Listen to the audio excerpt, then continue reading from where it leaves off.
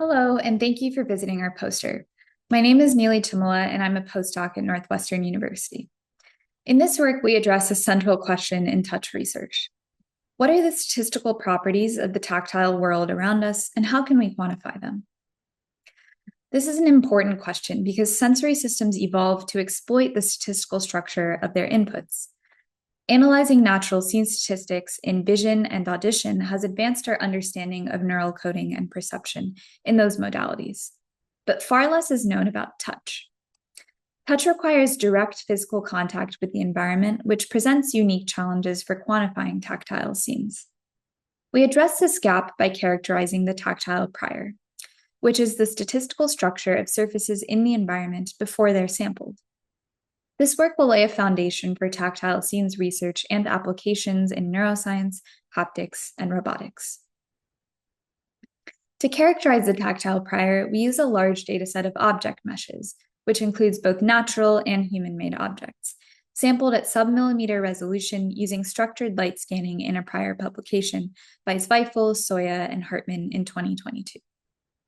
We computed several curvature measures on the surface of each mesh, including mean and Gaussian curvature and curvedness.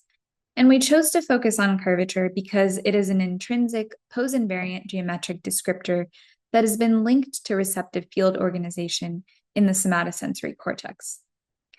We also found that objects can be meaningfully distinguished based on their curvature distributions. When the distributions are embedded in 2D, natural and human-made objects form mostly separate groups. And within those groups, objects tend to cluster by semantic class. For example, tree bark ends up near other tree bark.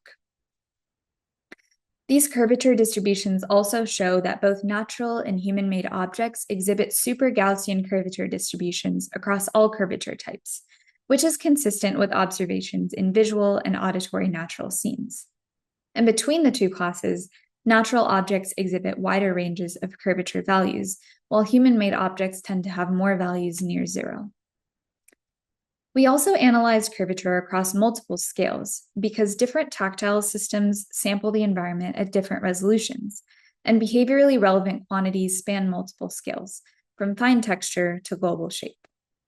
So first, we assessed scale invariance by averaging curvature within neighborhoods of increasing sizes.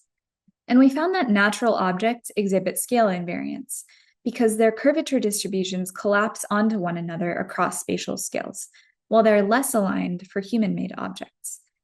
And this is consistent with similar analyses in visual and auditory natural scenes, which is exciting because it suggests that scale invariance may be a unifying property of natural sensory inputs across modalities. We also assessed scale invariance by computing object frequency spectra from the eigendecomposition of the Laplace-Beltrami operator.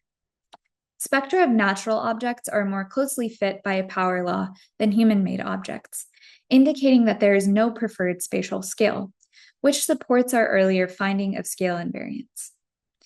This difference arises because the spectra of human-made objects show strong signatures of object regularity and symmetry.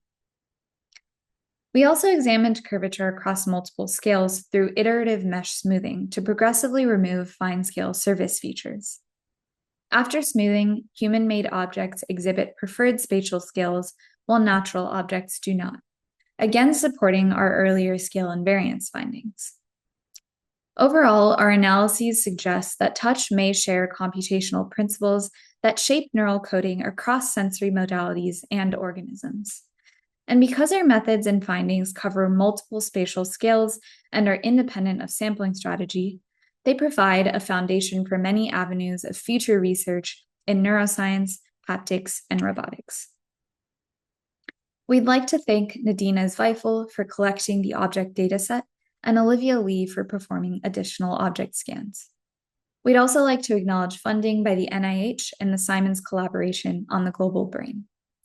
Thank you for your time, and please don't hesitate to reach out with any questions or comments during the live poster session or via email.